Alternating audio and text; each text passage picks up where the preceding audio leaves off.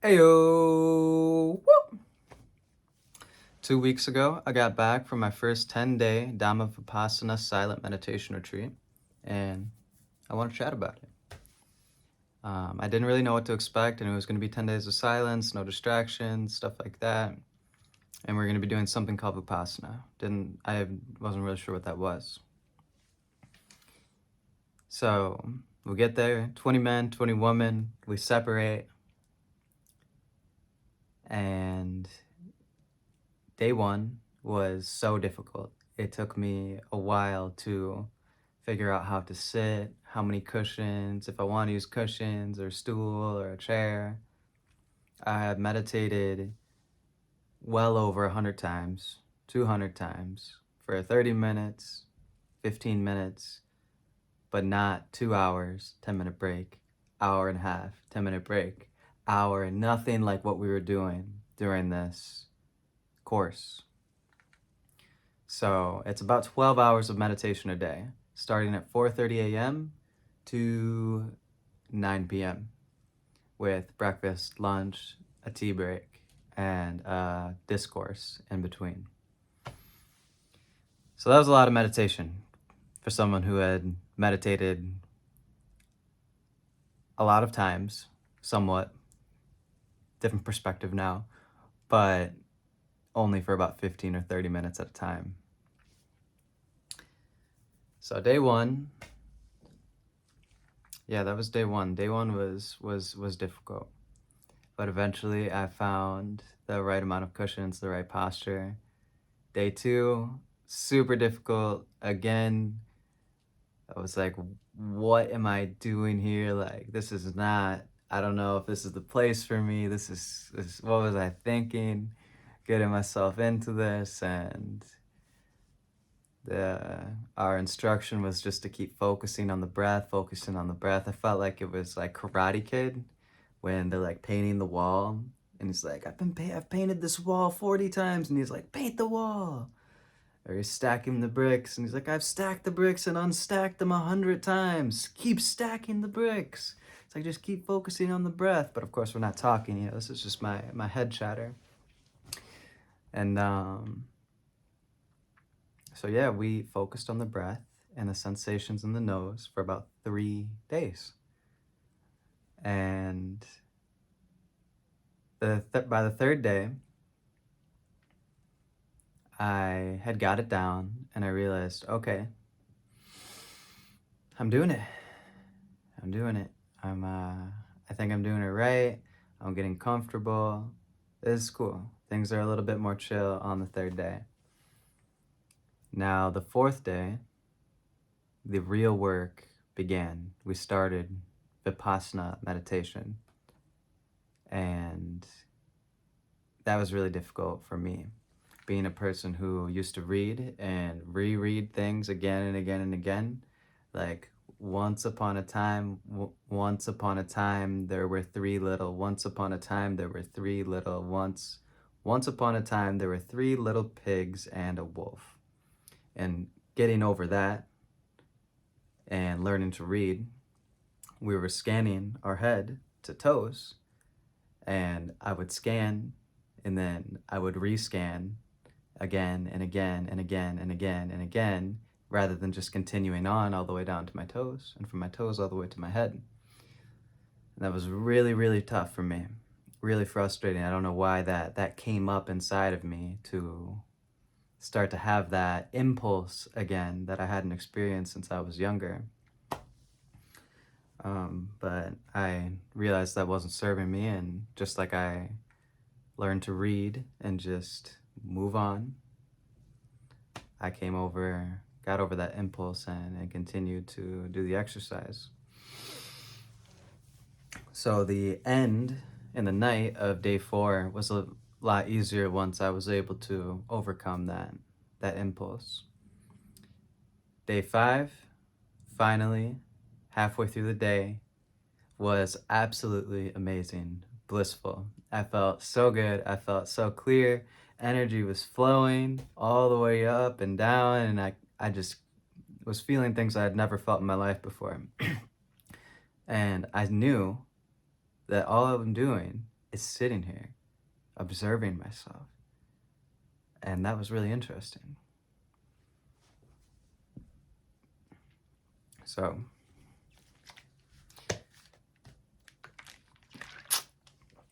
I was really happy about that.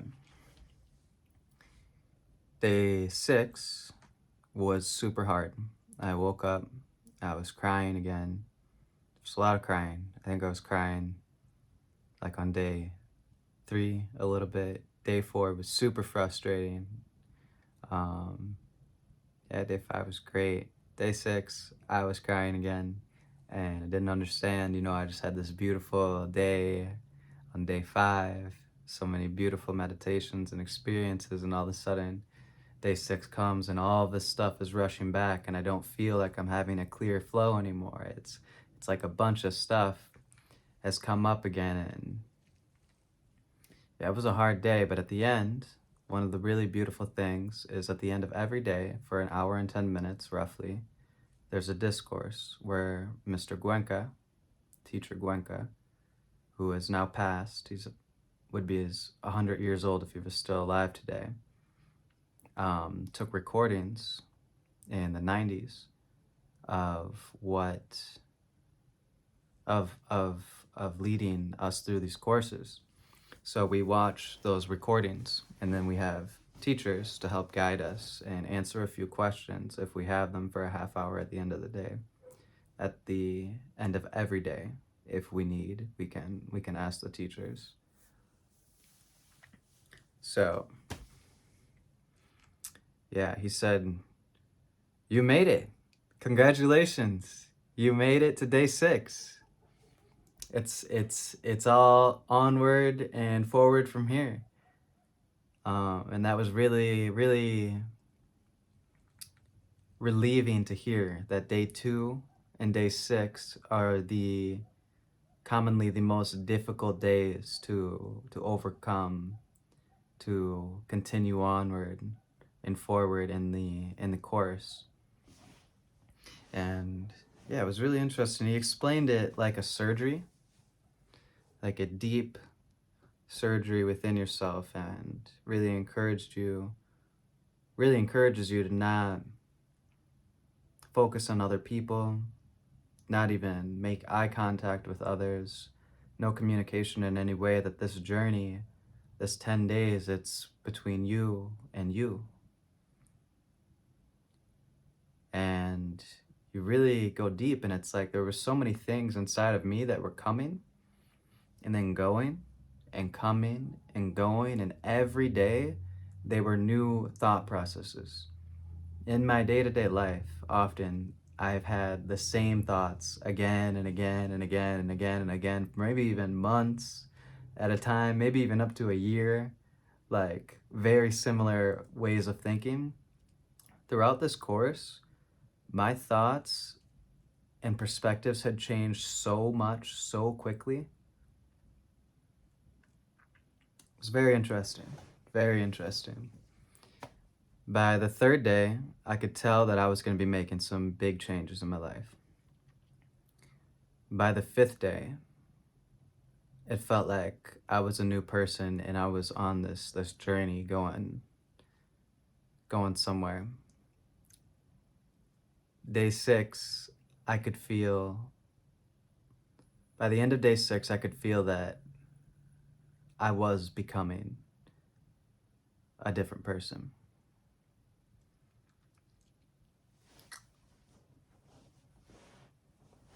I think I got lost a little bit there. But anyways, so day 7, day 7 was cool. It was easier than day 6. It was still hard. It was still difficult, but it was easier than day 6. And on day 7, it didn't feel like I was going to make changes in my life. It felt like the changes in my life had already been made. Like inside of me, the changes were already done. I already felt like I was a different me. That those changes on day 3 that I thought I was going to make, I didn't need to make them anymore because they had already been made inside of me. I felt like a completely different person. By day 8, I was starting to feel a little sad, like, oh my gosh, this is coming to an end. What the heck? So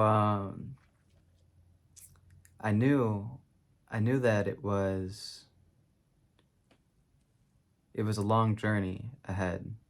Although I felt like I was a completely different person than when I had come, I also was able to see that there was a long, long journey ahead, and that I had only taken a few steps on a long path. And so to know that I was leaving in just 2 days, that started to feel a little bit like, oh my gosh, like we just got started. Which is crazy because day 1 and 2, I was like, yo, I gotta get out of here. This is crazy. This is so painful. This is, wow. And that pain that I felt in my legs and crossing my legs and all of that, the way that I was perceiving pain had changed. And I don't know if it's necessarily that the sensations in my body, those painful sensations, had changed at all, or the way I was perceiving those sensations. I think the way I was perceiving those sensations is what made the big difference for me. Because before I knew it, I could sit for an hour and a half without moving my legs, my hands, without standing up, nothing. Where I know the first 2 days, that was most definitely not the case.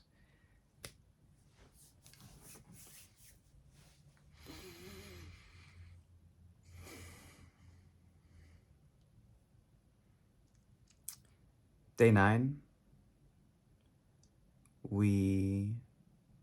halfway through the day, we could talk to each other.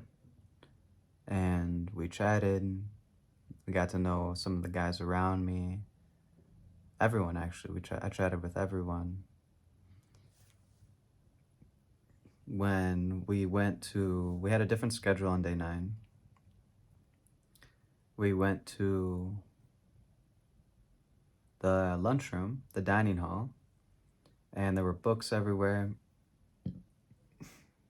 Excuse me. Tons of books on the tables for us to read. And on day 10, I took a picture of them all so I could check them out if I wanted to when it was over. So anyways, food was good. The breakfast was good. You had like 3 different options. The lunches were good. I'm vegan. I've been eating vegan for about almost 5 years now. And there was food for me every day. Most of the meals were vegan, and when something wasn't vegan, they made it specifically vegan for me. And there was a kind little note on things like vegan macaroni for a vegan student. Cute little things like that. So that was really nice.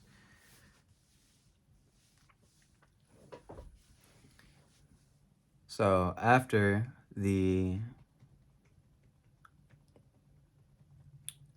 experience, I really felt like, first I want to say, before the end of the experience, I really felt like I wanted this to be a lot longer, like maybe 2 months. Maybe not like a year or 2, which I once have had the idea, like, oh, I would love to do this for like a year or 2. And then I was like, oh, maybe I should start with a 10-day Vipassana meditation retreat thing that my friends were talking about once upon a time. So I did. And I was thinking, wow, this is incredible. I would love to do this for, 40, I think they have 45-day courses, I heard. I'm not sure. So I'll look into them. And yeah, it was a really incredible experience, and my perspectives really changed a lot. When I got home, wow, I really took it slow. Things were different. It was really hard to keep up with the 2 1-hour meditation sessions a day that you are suggested to do to continue your practice and the world. I have not been keeping up 1 hour a day. I've been doing maybe at least a 15-minute sit 2 or 3 times a day.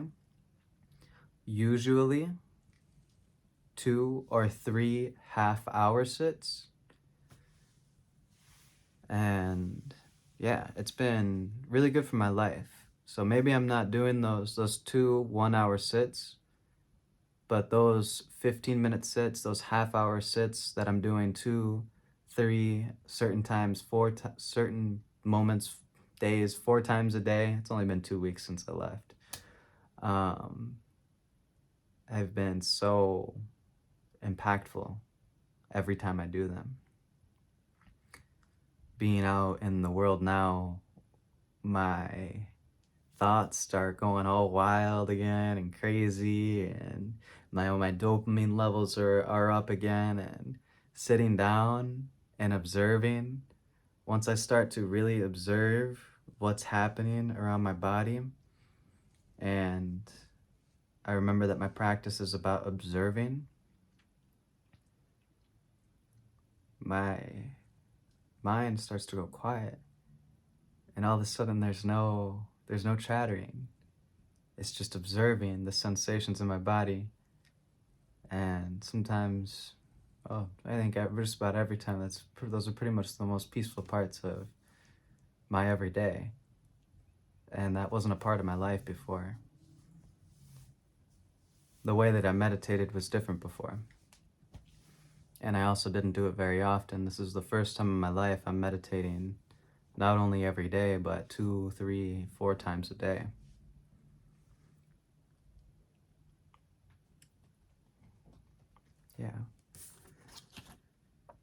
Yeah, so it was a really, really, really beautiful experience, and everyone volunteered. Everyone was a volunteer. Nobody gets paid for it. It's a donation-based thing. If you have no money, okay. If you have some money to donate so somebody else can have the experience, then you can donate. You can serve. You can, be one of the people who helps cook the food, or et cetera, et cetera. So, yeah, some of my afterthoughts, I thought it was really cool. They had translators, so there were people there who didn't speak English, and they had headphones, and when we were given instructions, they would be translated in the headphones to their language, so they could still fully be with us and have the experience. The dudes in my thumbnail, those are a couple of the dudes I meditated with. That was on day 10. Some of us, everyone in that picture, we had stayed behind and just helped clean up the kitchen and stuff like that. Just do a little bit of extra work while we were all there to be able to help. They did still have the COVID precautions, so we had to wear a mask the entire time. You don't always right now in the USA. We retested on day 6 for COVID. And there was one person in the center of one of the girls who had COVID. And so if nobody had it, we would have been able to be mask free for the rest of the time. But because one person did have it, we kept with that safety precaution. If you think mask, whatever you think about mask, we kept with that precaution. Till the end of the experience, that's what the rules or whatever the regulations of the people that run the centers, that's what they want. So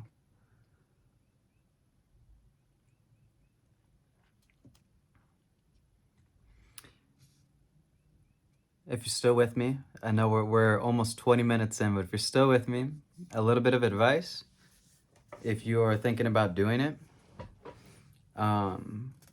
bring a couple more cushions. I was fortunate enough to be at a center where they had a bunch of cushions. I brought one nice meditation cushion, but it was a little too hard for me and I didn't like it.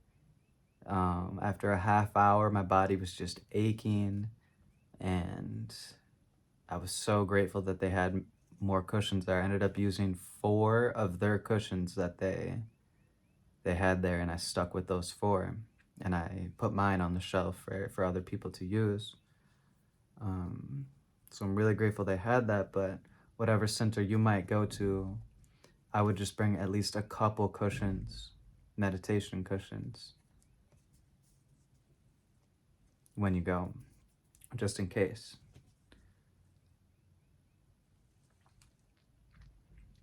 Also, work. Those first 2 days, I was doing a lot of sitting, meditating. Yes, I'm closing my eyes, but I was allowing my thoughts to go wild and to go all over the place. Are you teaching? Okay. And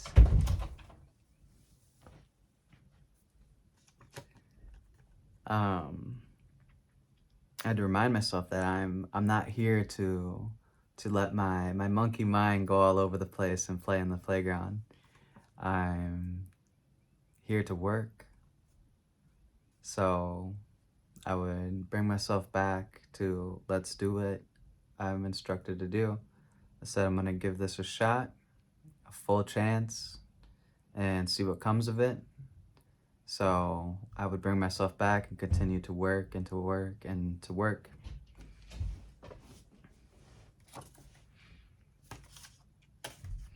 Yeah, so if you guys have any questions, feel free to comment them down below. You can message me anywhere you can find me.